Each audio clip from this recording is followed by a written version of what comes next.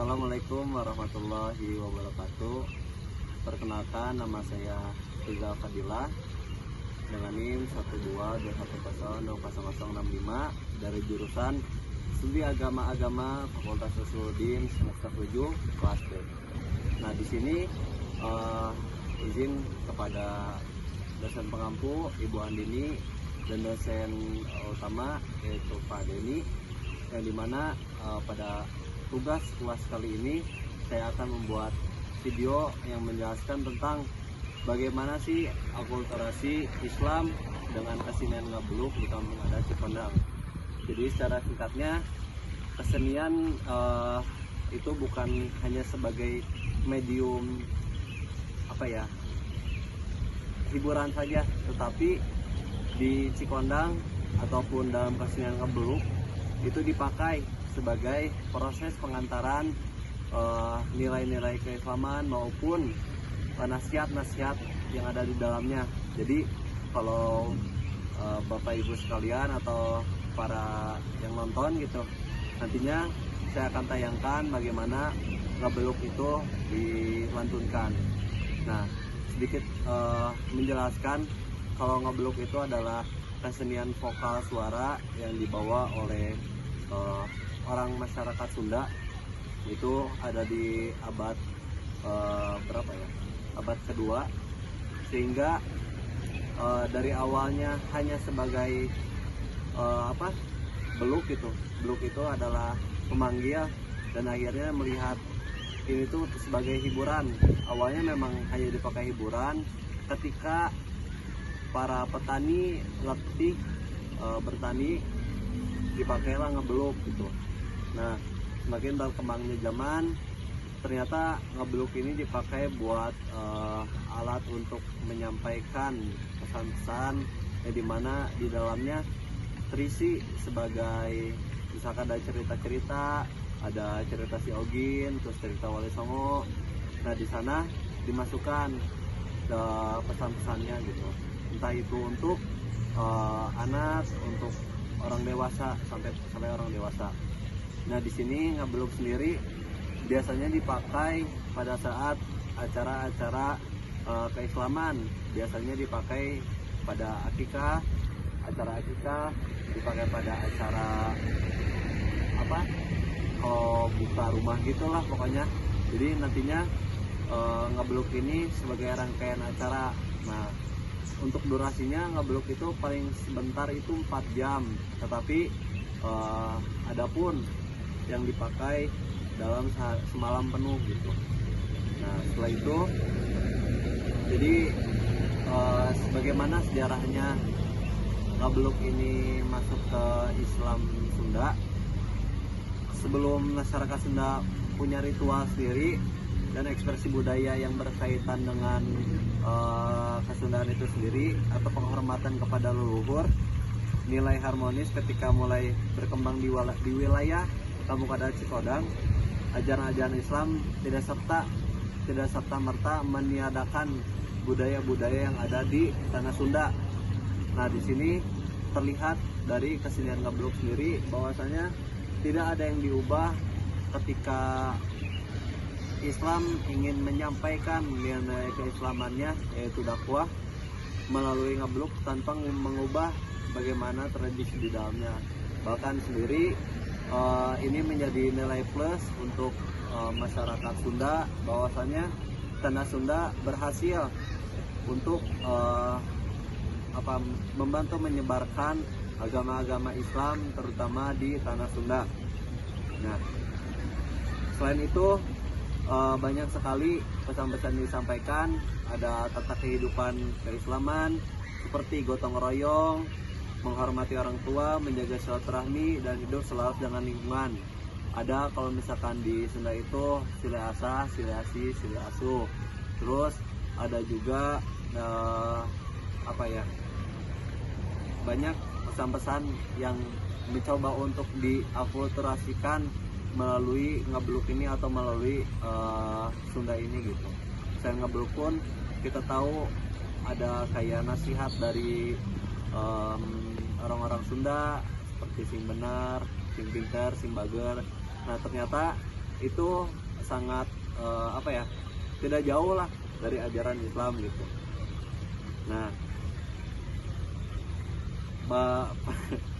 penting untuk dicatat ya, kalau misalkan akulturasi itu bersifat damai ataupun ngebeluk ini akan berkelanjutan.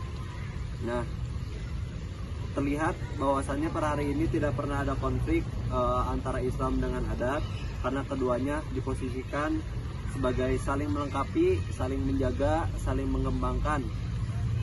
Ada beberapa nilai yang mungkin teman-teman belum tahu ya. Ngebeluk ini memang jarang ditemukan, dan di Cikondang sendiri itu sangat kurang peminatnya. Bahkan ngebeluk ini suatu kesenian yang mungkin disebut sulit, memang sulit karena mengandalkan vokal. Sebelumnya saya ingin mengambil di Banjaran gitu, ada di daerah Banjaran, tetapi ketika ingin survei ke sana ternyata tidak ada lagi penerus dari kesenian ngebeluk ini. Akhirnya saya menggeser ke kampung adat Cikondang, dan di sana pun yang ngebeluknya itu adalah orang tua, kebanyakan orang tua.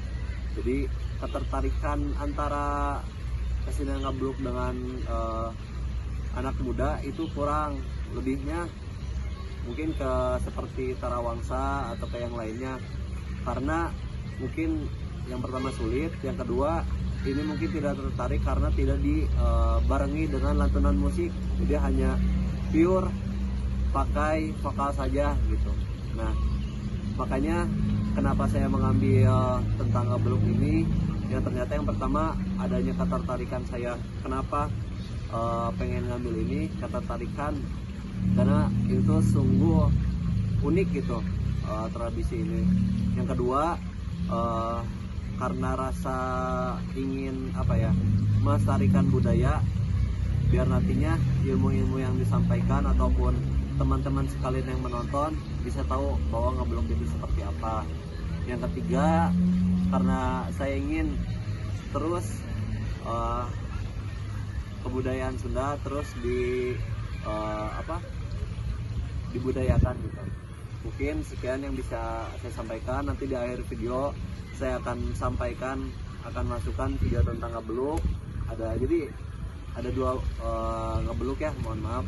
Yang pertama ngebeluk tuh ada yang ngebeluk cuman lantunan aja, yang kedua ada pesan-pesannya gitu. Nanti saya coba sampaikan di akhir video.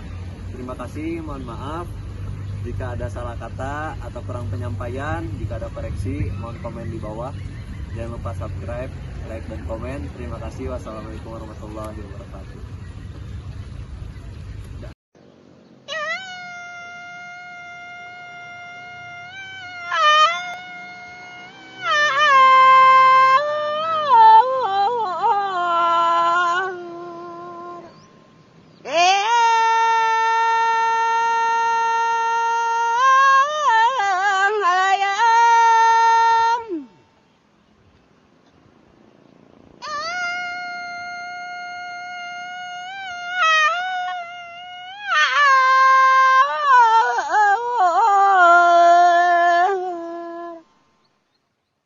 Mepes kamalang hati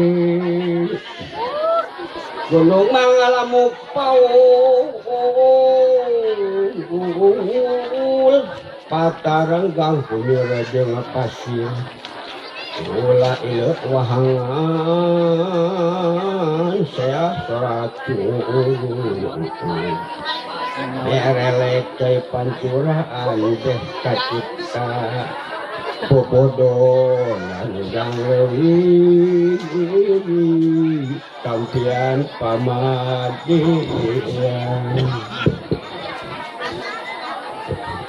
ting radial lir omak jalade pasawahan parenak rampak kasilirku angin along sawer, mana sawer? Kurang baru. Oh, kalau pada nyawer kapayun. Kepada nyawer ngapayun, mangga. Ya Allah rasa kasuat Jepan nyalang Oras kamangsa katuk Tarang kamar hibur Jaja keluaran nasional. Nyawer, nyawer. Boleh nyawer, silakan anak-anak boleh. Kapalingan Mangga sebarang hawaii, mangga. Kekalilap kulawas paanggang Kabatin tu oleh mas Diicip taungal waktu kurang gunung Tapi kurang